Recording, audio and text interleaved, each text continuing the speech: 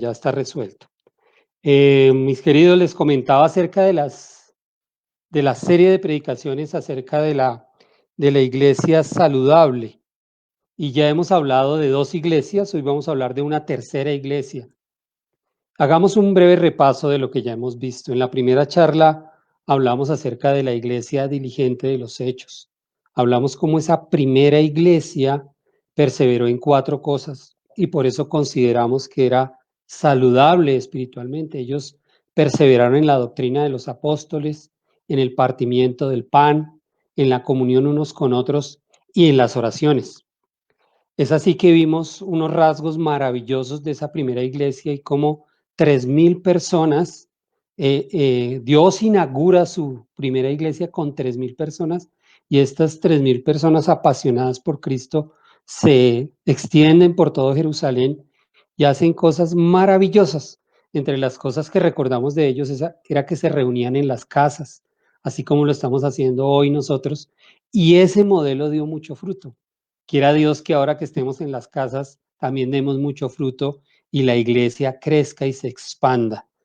Y bueno, pues aprendimos de ellos de cómo perseverar, básicamente cómo perseverar a pesar de la persecución y la oposición que tuvieron por parte de los líderes religiosos y el gobierno romano. En la siguiente predicación, Carlos nos habló acerca de la iglesia trabajadora de Tesalónica. Esta iglesia también diligente que pusieron en práctica su fe y fueron destacados por sus buenas obras. Es decir, ellos ponían en práctica todo lo que creían de Cristo y Pablo los alabó en repetidas ocasiones y su fama se extendió por toda Macedonia. Hoy vamos a hablar de otra iglesia con un muy buen testimonio, una iglesia maravillosa de la cual podemos aprender. Tengamos en cuenta que estamos hablando de lo saludable, de lo saludable. Hoy lo saludable está un poco de moda por el tema del COVID, la gente se está cuidando más. Bueno, en la Biblia la iglesia es comparada con un cuerpo y pues el cuerpo se enferma o el cuerpo es saludable y pueden haber iglesias enfermas o iglesias sanas. Estamos hablando de las iglesias sanas para imitar de ellas su ejemplo y poder ser saludables hoy en el 2020. La incertidumbre es un sentimiento que abunda en estos tiempos del COVID. La economía se desaceleró. Muchos fueron mandados a sus casas a trabajar y con el sueldo reducido. Yo no sé si ese es su caso. Otros simplemente perdieron su trabajo, otros cerraron sus negocios y otros andan a media marcha. Algunos pocos permanecieron estables. Gloria a Dios por ellos. Si usted es uno de ellos, dele la gloria a Dios por eso. Pero muchos de los que están estables de todas formas tienen ese sentimiento, esa incertidumbre de pronto ser despedidos, de que la economía se desacelere más, de ser contagiado por el COVID. Así que la incertidumbre es algo que siempre va a estar en nuestras vidas, solo que ahora en estos tiempos del COVID se ha acentuado. La incertidumbre es no tener certeza de lo que va a suceder. En realidad no podemos saber. Nadie puede asegurar que, que no va a aumentarse el COVID. Nadie lo puede asegurar. Nadie puede asegurar que el asunto va a empeorar. Y necesitamos usar de la palabra de Dios para crecer en nuestra fe. Es así que una iglesia del Nuevo Testamento pasó también por incertidumbre, pasó por persecución, pasó por dificultad, pero sin embargo, esta iglesia logró mantenerse firme en medio de ello, y no solo firme, sino generosa. Entonces, es la iglesia de Filipos. La iglesia de Filipos es la iglesia que manejó la incertidumbre. Yo le pregunto a usted cómo ha manejado la incertidumbre en estos días. Esta iglesia la supo manejar. Y el título de esta charla es el secreto mejor guardado para vencer la incertidumbre. Eso parece una fórmula mágica. No, no es una fórmula mágica, pero, pero en la Biblia hay personas que no sufrieron de incertidumbre. Y la iglesia de Filipos y el apóstol Pablo lograron vivir en medio de una economía desacelerada, en medio de persecución, en medio de zozobra y de soledad, no vivieron con incertidumbre. Entonces, quiero contarles un poquito acerca de la iglesia de Filipos, aunque Rubén ahorita, en el tiempo de la Cena del Señor, ilustró también. Les quiero decir que no nos pusimos de acuerdo nosotros dos, pero el Espíritu Santo sí tenía claro que íbamos a hablar los dos acerca de Filipos. Así que, que voy a decir un poco porque ya Rubén dijo varias cosas y me alegra por ello. La iglesia de Filipos fue la primera iglesia de Europa. Y esta carta surgió de una hermosa relación que tuvo Pablo con esa iglesia que él mismo plantó.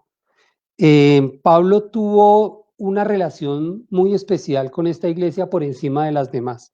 Realmente parece que esta iglesia de Filipos fue la niña mimada de Pablo. Y a su vez, Pablo recibió muchísimo amor por parte de esta iglesia. La forma como Pablo llegó allí fue bastante paradójica. Pablo, un misionero del primer siglo, queriendo extender el evangelio por Asia y Europa, pues nadie puede dudar de la espiritualidad de Pablo ni de la madurez de Pablo y de que él conocía la voluntad de Dios. Sin embargo, en uno de sus deseos de ir a un cierto sitio, dice la escritura por allá en Hechos 16 que el Espíritu Santo le impidió ir hacia un lado y luego le impidió a ir a otro y finalmente el Espíritu Santo lo estaba direccionando hacia la ciudad de Filipos. Y fue allí donde Pablo pues tuvo unos encuentros bastante interesantes en Filipos. Allá muchas personas conocieron de Cristo por el buen testimonio de Pablo y por su predicación. Allí conoció a Lidia, la mujer vendedora de púrpura. Allí también el apóstol Pablo tuvo un encuentro con una joven que tenía un espíritu de adivinación. Y también allí es donde encontramos la famosa historia del carcelero de Filipos, que después de ver que Pablo y Silas iban a ser libres de la cárcel, Pablo le impide quitarse la vida y él se convierte en uno de los discípulos junto con su familia. Es así que pues la iglesia se forma con personas especiales, gente maravillosa. Y lo lindo de esta carta que escribe Pablo a los filipenses es que en esta carta Pablo no corrige ninguna doctrina, tampoco corrige ninguna conducta. Es por eso que decimos que estos hermanos de Filipos eran unos hermanos ejemplares.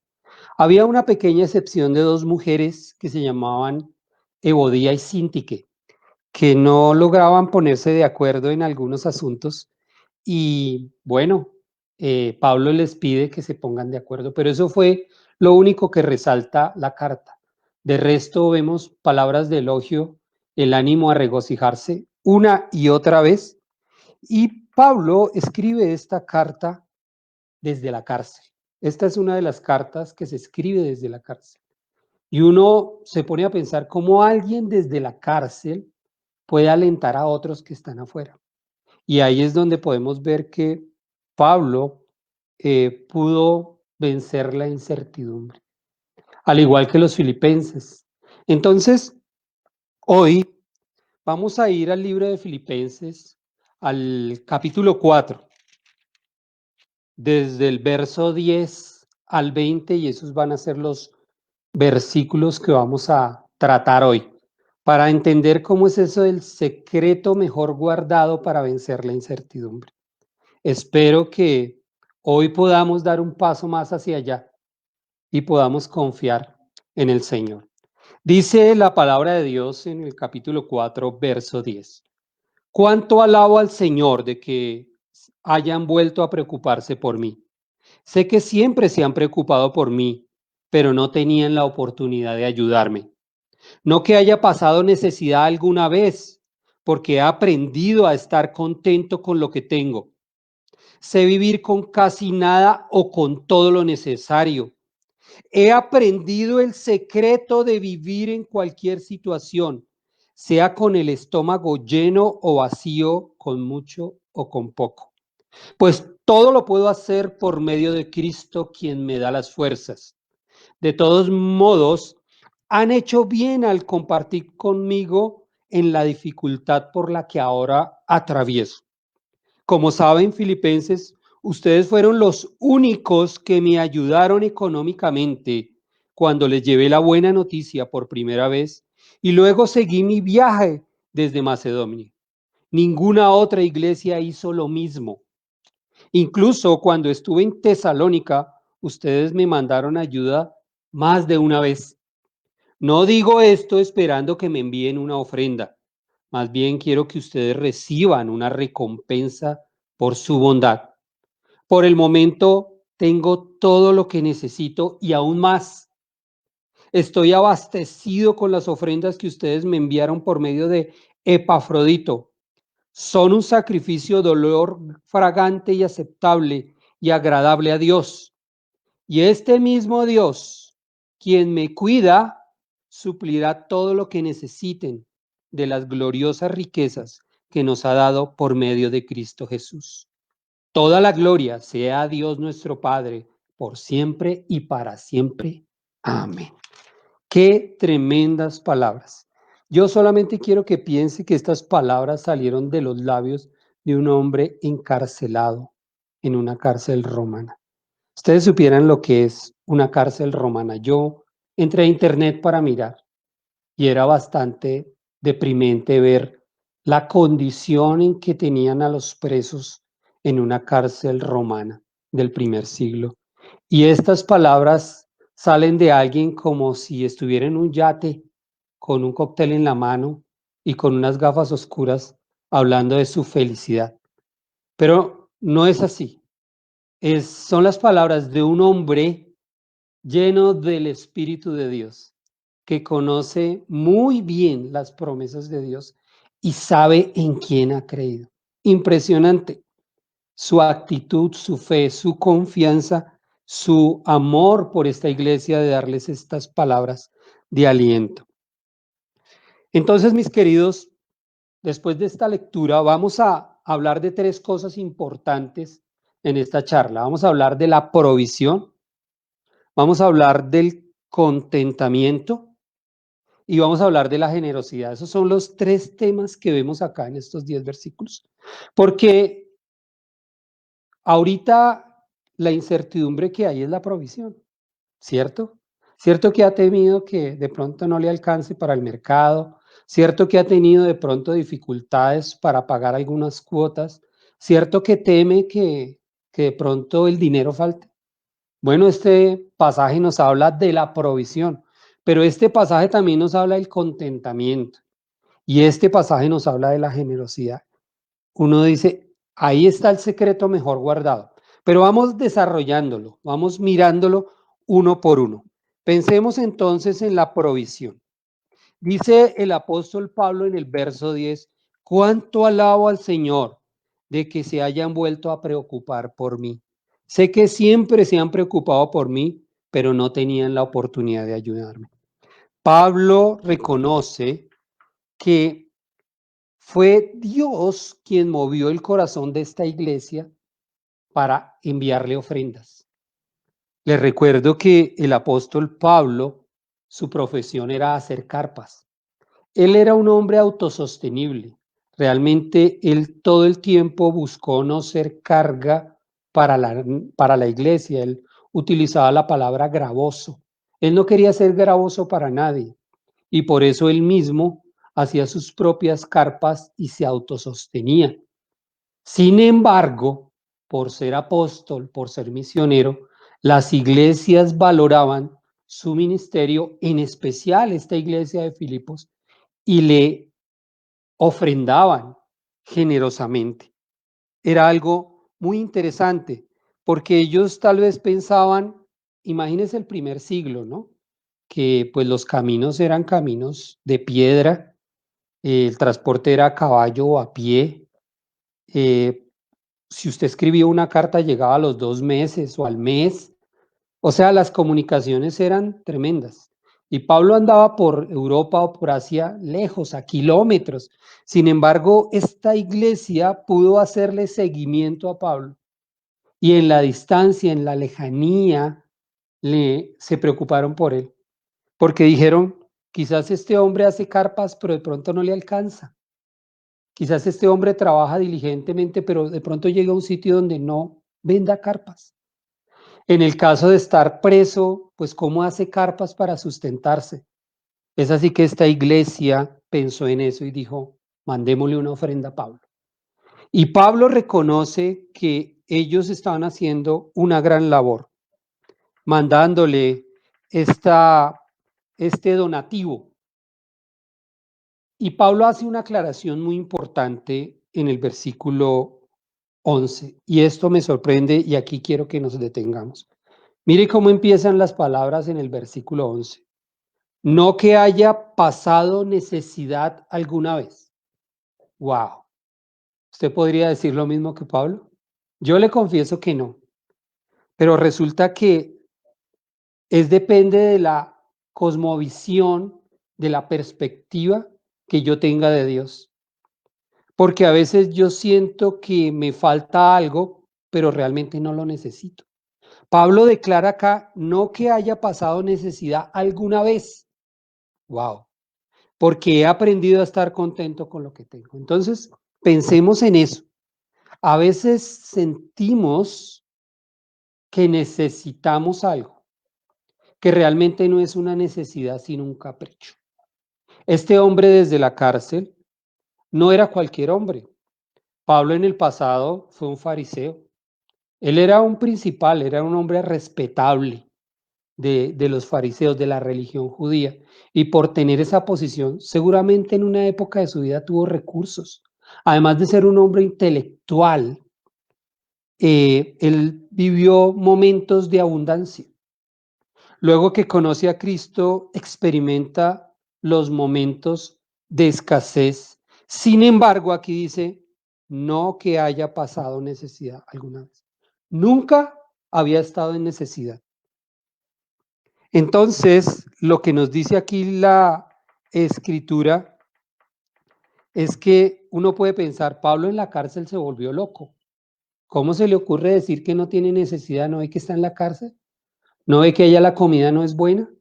¿No ve que allá no puede cambiarse de ropa todos los días como cuando uno está libre? ¿No ve que allá no puede hacer carpas? ¿Cómo se te ocurre, Pablo, decir que no has padecido necesidad si estás en necesidad? Pero este preso dice desde la cárcel, nunca, queridos, yo no sé lo que es pasar necesidad. Y entonces, en este versículo, uno dice, ¿qué fue lo que hizo Pablo? ¿Cómo fue que él llegó a esa conclusión? Y es el gran desafío que yo tengo para usted hoy, que usted pueda llegar a esa conclusión. Tener momentos de escasez no es pasar por necesidad, querida. Entienda bien eso. Vamos a pasar por momentos en que no vamos a percibir los mismos ingresos, pero eso no es necesidad. Necesidad es cuando usted no pueda respirar. Respirar es una necesidad, ¿sí? Necesidad es cuando usted no pueda tomar agua. El agua es una necesidad. Hay cosas que en verdad son necesidades para el ser humano. Entonces, Pablo utiliza aquí una palabra interesante y es la palabra he aprendido a contentarme con lo que tengo. Tome nota de la palabra he aprendido. Es un asunto que él no sabía, pero él lo aprendió. Tal vez usted no lo ha aprendido y yo le confieso que lo estoy aprendiendo. Estoy entendiendo eso de la escuela del contentamiento. Pablo se matriculó en la Universidad de Dios y tomó la asignatura Escuela del Contentamiento. Tal vez Dios lo está invitando a usted hoy a que se matricule allí, porque es el contentamiento lo que le renueva el entendimiento a usted acerca de la provisión. Contentamiento no es conformismo. Contentamiento no es hacer voto de pobreza y vivir como un miserable. Tenga claro eso, que no es eso. Pablo no dijo eso en ninguna parte del Nuevo Testamento. Él dijo, he aprendido a tener contentamiento, a estar feliz con la situación en la que Dios me ubicó ahora en estos tiempos. Porque tal vez vendrán otros tiempos donde la situación mejore. O tal vez no, pero podemos estar felices. Entonces, Pablo, al decir que no ha padecido necesidad y que ha aprendido a contentarse con lo que tiene, pues son asuntos interesantes. Yo me acuerdo cuando estaba en la universidad que habían unas materias que eran electivas. Si a uno le daban el pensum y usted puede tomar música, usted puede meterse en algo de deportes y tal cosa. Esas eran electivas, es decir, yo podía decidir si la tomaba o no, o elegía una de las tres. Bueno, quiero decirles, queridos hermanos que me escuchan, que la materia del contentamiento en el cristianismo no es selectiva. Debe matricularse, debe tomarla y debe pasar la materia con chulo, con ok, con superado, con pasaste la prueba.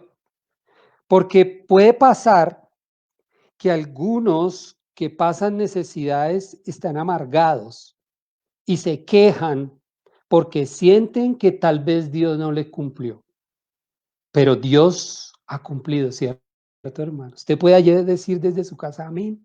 Puede decir, Dios me ha dado a mí el sustento y el abrigo. Dios me ha dado el techo. Yo tengo el vestido. Es más, yo tengo más de lo que Él prometió. Sin embargo, a veces tenemos el corazón descontento porque sentimos que nos falta algo más. Cuando tenemos ese sentimiento, querido, nos estamos rajando en la asignación del contentamiento. Así que, pues, usted decide. Fíjate que esto es un asunto que depende de usted, no depende de Dios. Usted decide inscribirse en esta materia y decirle, Dios, quiero hacer el curso de contentamiento y quiero aprenderlo bien y quiero aprobarlo porque estoy cansado de estar así.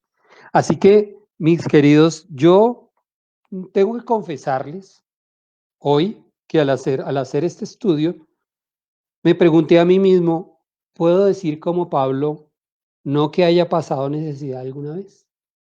No, yo he sentido en épocas de mi vida que he tenido necesidades.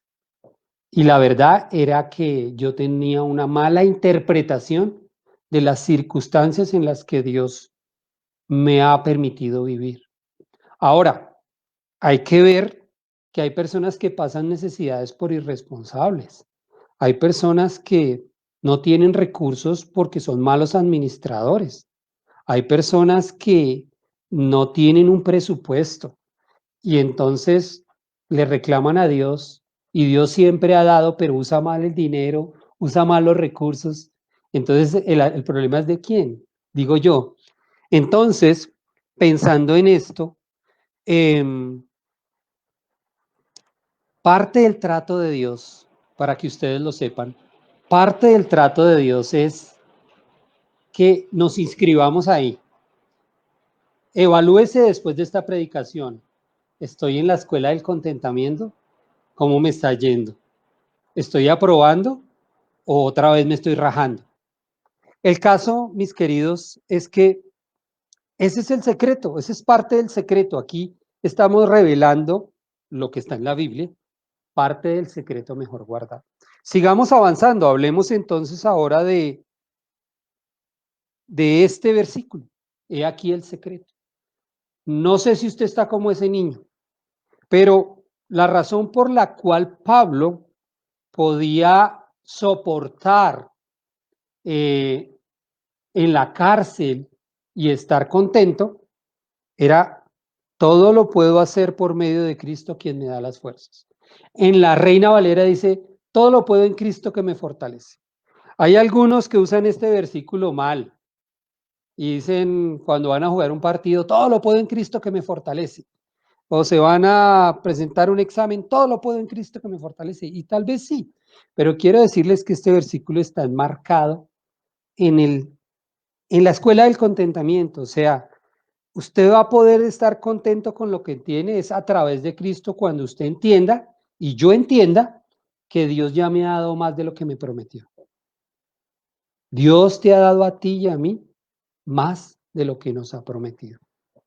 Y cuando lo comprendamos, entonces empezaremos a probar los exámenes en la escuela del contentamiento. Muy bien. ¿Qué haría usted? ¿Qué haría usted si después de esta pandemia usted prospera? ¿Qué haría usted? Porque mire lo que dice el versículo 12. Sé vivir con casi nada o con todo lo necesario. He aprendido el secreto de vivir en cualquier situación, sea con el estómago lleno o vacío, con mucho o con poco. Enfoquémonos en el estómago lleno, enfoquémonos en mucho, en, enfoquémonos en una buena situación. ¿Cómo estaría su corazón si ocurre que después de la pandemia a usted le empieza a ir bien y empiezan a venir recursos adicionales y, y usted puede evaluarse si su corazón cambia para bien o para mal? Quiero decirles, queridos, que Pablo pudo aprender a vivir en los dos extremos. Los dos extremos es, sé vivir en escasez, sé vivir en abundancia. Esas son las dos grandes pruebas del creyente, la escasez y la abundancia. Esos dos polos allá. Pero le voy a decir cuál de las dos es más difícil de manejar, la abundancia. Porque es que uno aprende a vivir con menos. Pero hay personas que no aprenden a vivir con más. Hay personas que se vuelven locos literal. Cuando reciben ingresos de más, prosperan y creen que el mundo está ahora a sus pies. Y entonces compran cosas, viajan y todo eso está maravilloso. Pero lentamente, así como prosperan, así se distancian de Dios. Y esas son las dos cosas en las que Pablo vivió. Cuando Pablo habla aquí de la abundancia, yo asumo que fueron sus tiempos de fariseo. Fueron sus tiempos cuando él era el respetado teólogo de su tiempo, cuando mucha gente le temía y además vestía mucho mejor y tenía seguramente una mejor vivienda. Este hombre vivió en abundancia y supo lo que era la abundancia. Cuando conoció a Cristo, tal vez experimentó la escasez. Ahora, no quiero decir que conocer a Cristo es venir a la escasez, no es así. Porque también Pablo tuvo que tener abundancia estando con Cristo, así como usted y yo. Así que, mis queridos, Pablo le explica los dos extremos. Y yo no sé cuál sea su situación. Si ahorita la cosa está escasa, si la cosa está abundante, y si más adelante va a ser más abundante o más escasa. He ahí la incertidumbre. Lo importante es yo mantenerme enfocado en que Dios es mi proveedor, es mi sustentador. Él es quien cuida de mí y permitirá en mi vida momentos de escasez o de abundancia, según su soberana voluntad. Entonces, Pablo aquí hace una aclaración. En el versículo 14, Pablo hace una súper aclaración acá y tenga en cuenta esto. Dice, de todos modos, han hecho bien al compartir conmigo en la dificultad por la que ahora atravieso. Entonces Pablo no negaba que estaba en dificultades, pues estar en la cárcel es estar en dificultades. Él no lo negaba. Pero hay otra cosa que él les quería aclarar y decirles, filipenses, gracias por la ofrenda, gracias por acordarse de mí, pero recuerden que a mí el que me sustenta es Dios. Por eso él dice acá, han hecho bien, es decir, es por su bien también. Gracias por ofrendarme, porque eso les hace bien a ustedes, ¿sí? Pero les quiero decir que si no lo hicieran, Dios me sustentaría. porque Dios es nuestro proveedor. Así que Pablo les aclara, les deja bien clarito que el proveedor de él es Dios. Entonces, vuelve y Pablo sigue avanzando acá en el versículo 15 y sigue alabándolos y reconociendo su generosidad. Y aquí vamos a pasar al tiempo de la generosidad. Como saben, versículo 15, Filipenses, ustedes fueron los únicos que me ayudaron económicamente cuando les llevé la buena noticia por primera vez y luego seguí mi viaje desde Macedonia. Ninguna otra iglesia hizo lo mismo. Y es aquí donde descubrimos que Pablo tuvo una relación muy especial con esta iglesia, al punto que reconoce acá que ellos fueron los únicos que se acordaron de que Pablo tenía alguna necesidad. Mandémosle una ofrenda a este hombre que va por toda Asia y Europa predicando el evangelio. Él necesita ser apoyado en este gran ministerio. Ninguna otra iglesia hizo lo mismo. Y dice, incluso, versículo 16, cuando estuve en Tesalónica, ustedes me mandaron ayuda más de una vez. Y vuelve y aclara, versículo 17, no digo esto esperando que me envíen una ofrenda. Pablo, quiero decirles, no hizo una campaña de recolección de fondos. Él no, él, él no reunió a las iglesias, oigan, por favor, envíenme un donativo porque es que ando muy necesitado. No, nunca lo hizo. Fue su reputación, fue su testimonio, fue su llamado, lo que hizo que estas iglesias valoraran ese ministerio y aportaran. Entonces, pensando en esto, mis queridos, pensando en que Pablo les alaba porque ellos fueron fieles en esto de las ofrendas, y entramos al tema de la generosidad, ¿sí? Fíjate que hablamos de la provisión, que Dios es el proveedor. Hablamos del contentamiento, que es un asunto que necesitamos desarrollar en nuestra vida cristiana, pero al lado de esto debe haber la generosidad.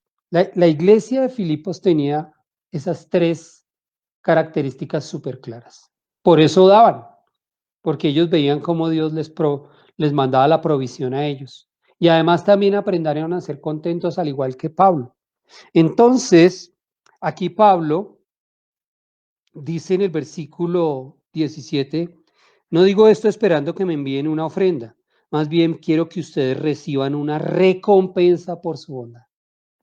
La generosidad tiene una recompensa.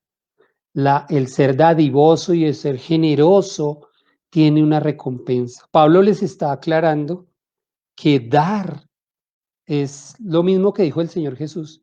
Es más bienaventurado dar que recibir. Es más feliz el que da que el que recibe. Filipenses, ustedes deben estar llenos de gozo porque lo que están haciendo es la voluntad de Dios. La bendición es para ustedes más que para mí. ¿A usted cómo le va con el tema de dar? ¿Cómo le va con el tema de la generosidad? Una cosa estoy seguro, quiero decirlo.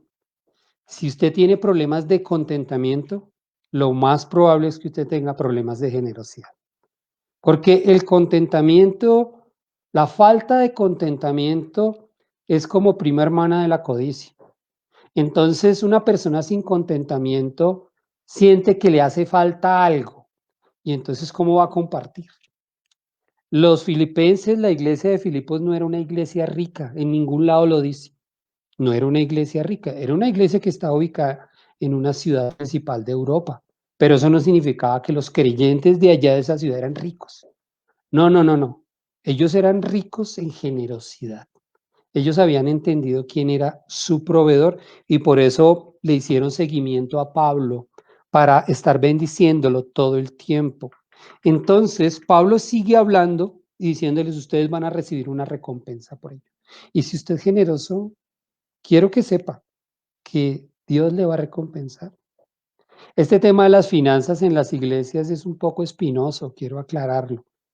No se habla y procuramos ahora que estamos online no hablar de dinero ni pedir dinero porque las iglesias cristianas tienen mala fama de manipular a las personas para sacarles el dinero, y esa mala fama está bien ganada porque es cierto, muchas iglesias, muchos líderes desde los púlpitos manipulan a la gente para sacarles plata, haciendo que la Biblia diga lo que no diga, dando promesas que Dios no prometió, para que la gente eh, sienta en su corazón que van a ser ricos y que van a ser prósperos. Y eso sí es verdad, quiero decirlo que desafortunadamente es verdad. Pero también es verdad que la Biblia habla del dinero, y también es verdad que hay bendición en ser generoso. O sea, por el hecho de que algunos han manejado más mal este asunto, no quiere decir que no podamos hablarlo, lo podemos hablar desde que se maneje a la luz de las escrituras. Y a la luz de las escrituras es más bienaventurado dar que recibir. A la luz de las escrituras, el que siembra escasamente, segará escasamente. Y eso es verdad, solo que es sin manipular, sin manipular. Entonces Pablo aquí llega y dice en el versículo 18, por el momento, y aquí hace otra declaración impresionante, tengo todo lo que necesito y aún más, desde la cárcel. Ojo, dice eso desde la cárcel. Tengo todo lo que necesito y aún más. ¿Puede decirse lo mismo? Tengo todo lo que necesito y aún más. Yo hoy puedo decir eso. Hoy tengo todo lo que necesito y aún más. Dios ha superado, ha superado.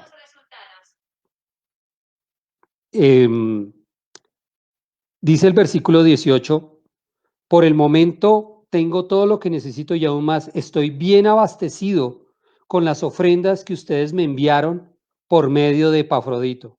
Son un sacrificio de olor fragante, aceptable y agradable a Dios.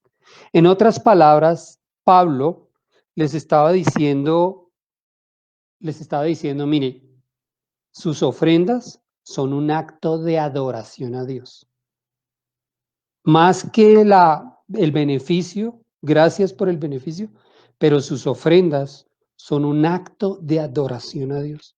En el pasado, en el templo, se prendía incienso como símbolo de adoración a Dios. Y Pablo compara esas ofrendas con ese incienso. Dice que son un sacrificio de olor fragante, aceptable y agradable a Dios. En otras palabras, Pablo le está diciendo a los filipenses, ustedes están adorando a Dios con sus ofrendas y ustedes están apoyando la obra de Dios como Él quiere, Él se agrada por eso. ¿Cómo le va a usted con ese tema? Entonces recordemos que Pablo no era un recolector de donaciones, no era alguien que andaba pidiendo aquí y allá, sino que su buen testimonio hacía que la gente le apoyara. Entonces, pensando en la obra de Dios, ¿cómo le va a usted apoyando la obra de Dios? El Señor Jesús dijo que no hiciéramos tesoros en esta tierra, sino que hiciéramos tesoros en el cielo donde no hay ladrones que minen ni hurten. ¿Sí? Entonces, ¿cómo nos va con esto? ¿Cómo va su cuenta celestial? Entonces, en este pasaje nos da a entender como si hubiera una cuenta celestial, donde el Señor tiene el registro de mis donaciones, de mis ofrendas, allá en el cielo, y seguramente Él tendrá una recompensa para ello. Dios en su palabra dice que Dios no es injusto para olvidar la obra de nuestras manos. Entonces, venimos aquí al final, versículo 19, donde Pablo les dice a los filipenses, y este mismo Dios quien me cuida, suplirá todo lo que necesiten de las gloriosas riquezas que nos ha dado por medio de Cristo Jesús. ¿Usted cree eso? ¿Usted cree que el Dios que cuidó a Pablo en la cárcel, que lo cuidó después de que lo apedrearon, que lo cuidó en todas las persecuciones, que lo cuidó en los naufragios, que lo cuidó a él y a todos los discípulos, él suplirá todo lo que necesites? de las gloriosas riquezas que Dios nos ha dado, Él tiene para suplirlas. Ojo que no para enriquecernos, tiene para suplir nuestras necesidades en abundancia. Es así, mis queridos, que pensar en todo esto, usted que nos escucha por primera vez, tal vez se conecta y está viéndonos por primera vez, ¿qué es eso que está hablando ese predicador allá de la provisión, del contentamiento? Bueno, si usted quiere que la incertidumbre se vaya de su vida y usted no se ha entregado a Cristo, lo primero que tiene que hacer es rendirse a Cristo. Porque si usted está pasando por necesidades económicas, quiero decirle que esa no es su gran necesidad. Si usted está pasando por una enfermedad grave, quiero decirle que esa no es su gran necesidad. Su primera necesidad es reconocer a Jesucristo como su Salvador personal. Porque usted tiene hambre de Él y usted tiene sed de Él. Y Jesús dijo, yo soy el pan de vida y el que viene a mí no tendrá hambre y tampoco tendrá sed jamás. Así que si quiere empezar por el principio, después de escuchar esta charla, primero ríndase a Cristo para que Él supla la necesidad que usted tiene de ser perdonado, de ser salvado, de ser rescatado, de ser redimido, de convertirse en hijo de Dios. Arrepiéntase de sus pecados y vuélvase a Dios de todo corazón y su alma será saciada por aquel que dijo yo soy el pan de vida. Mi querido, si eso es su caso, si usted es un creyente y usted lleva tiempo caminando con el Señor, pero el tema del contentamiento no lo había oído bien como lo escuchó hoy y se ha rajado una y otra vez. Entonces, yo le invito a que no usemos la pandemia como la excusa perfecta de que es que no tengo, que es que no puedo, que es que no me alcanza, porque yo creo sinceramente que Dios le ha suplido todo lo que necesita, todo lo que usted necesita. Empezamos hablando en esta charla acerca de la incertidumbre, ¿cierto? Y quiero decirle que usted va a seguir experimentando incertidumbre igual que yo. Hay cosas que no podemos, digo yo, predecir. O sea, no podemos predecir que la economía se va a volver a acelerar. Yo soy economista y entiendo ese tema y no puedo decirle, no, tranquilos, miren, en 4 meses esto está resuelto. Ni el mejor de los economistas puede hacerlo. No podemos decir, el tema de la pandemia ya ahorita pasa y ya quedamos. O en 6 meses pasa. No podemos. Eso será algo que tendremos que enfrentar. Vendrán crisis, como vendrán tiempos de bendición. La incertidumbre estará presente, pero hay cosas en las que no debemos tener incertidumbre. Y es, no podemos tener incertidumbre si Dios me va a sostener o no, si Dios está conmigo o no. Esas son las promesas irrevocables de Dios. En esas eras en las que Pablo estaba anclado allá en la cárcel y por eso podía hablar como si estuviera en un yate, porque él sabía en quién había creído. Entonces, mis queridos hermanos, los invito a que se matriculen en la Escuela del Contentamiento hoy. Hoy usted decida, listo, Señor. No, no, le he sacado el cuerpo a ese asunto. He tenido actitudes horribles. Me he quejado y ya no quiero más eso, porque sé que eso no te agrada, porque tú sí me has cumplido. Así que hoy me matriculo en la Escuela del Contentamiento. Le invito a que se vuelva una persona generosa, como la iglesia de Filipos, a que apoye la obra de Dios, a que valore la obra de Dios, porque es la obra de Dios y el Evangelio del Señor Jesucristo lo que transforma vidas. Esto lo digo con la salvedad de que aquí no estamos pidiendo dinero, por lo menos acá en la iglesia donde yo estoy, no. Pero tenga en cuenta eso si usted es un creyente, porque ese es un tema en el que de pronto puede estar allí la respuesta al problema de falta de contentamiento. El secreto mejor guardado para la incertidumbre es todo lo puedo en Cristo que me fortalece. El Señor es el que nos fortalece para vivir en escasez o en abundancia. Necesitamos también ayuda de parte del Señor para manejar la abundancia, así como también la escasez. Quiero terminar contándoles la historia de un hombre millonario, que se llamó un atleta famoso y millonario de la nobleza de Inglaterra. Su nombre es C.T. Studd, Charles Studd. Él dijo la siguiente frase: si Jesucristo es Dios y murió por mí, entonces ningún sacrificio que yo haga por Él es demasiado grande.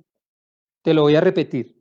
Si Jesucristo es Dios y murió por mí, entonces ningún sacrificio que yo haga es demasiado grande. Era de una familia inglesa adinerada.